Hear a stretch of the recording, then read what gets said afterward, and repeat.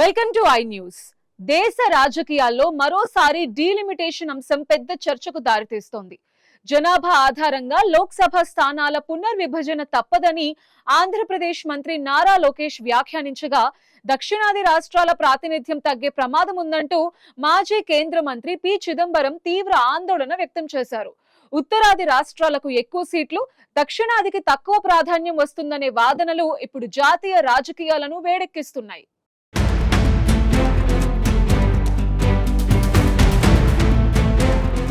Delimitation అంటే జనాభా ఆధారంగా పార్లమెంటు నియోజకవర్గాల పునర్విభజన.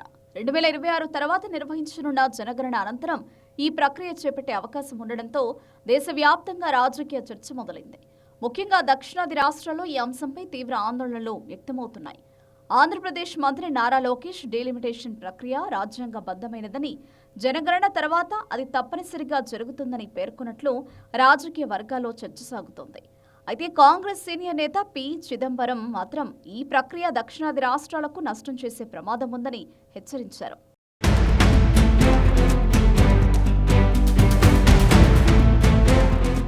చిదంబరం వాదన ప్రకారం ప్రస్తుతం లోక్సభలో దక్షిణాది రాష్ట్రాల ప్రాతినిధ్యం సుమారు 24% ఉండగా డీలిమిటేషన్ తర్వాత అది 20% పడిపోవచ్చని అంటున్నారు.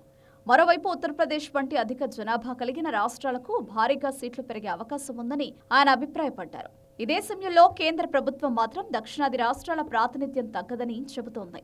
మహిళా రిజర్వేషన్ అమలు, కొత్త జనాభా గణాంకాల ప్రకారం సమాన ప్రాతినిధ్యం కల్పించడమే లక్ష్యమని వివరిస్తోంది. అయితే ప్రతిపక్షాలు మాత్రం ఇది ఫెడరల్ వ్యవస్థ సమతౌల్యాన్ని దెబ్బతీయొచ్చని ఆరోపిస్తున్నాయి.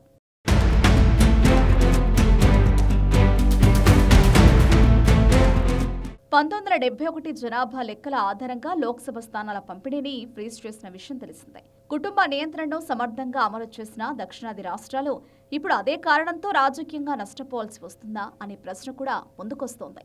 తమిళనాడు, కేరళ, తెలంగాణ, ఆంధ్రప్రదేశ్, కర్ణాటక రాష్ట్రాల్లో ఇప్పటికే ఈ అంశంపై రాజకీయ పార్టీల మధ్య తీవ్ర చర్చ మొదలైంది. దక్షిణాది రాష్ట్రాల స్వరం పార్లమెంట్లో తగ్గిపోతుందా, లేక సమాన ప్రాతినిధ్యం పేరుతో కొత్త రాజకీయ సమీకరణాలు వస్తాయా అన్నది ఇప్పుడు దేశ రాజకీయాల్లో కీలక ప్రశ్నగా మారింది.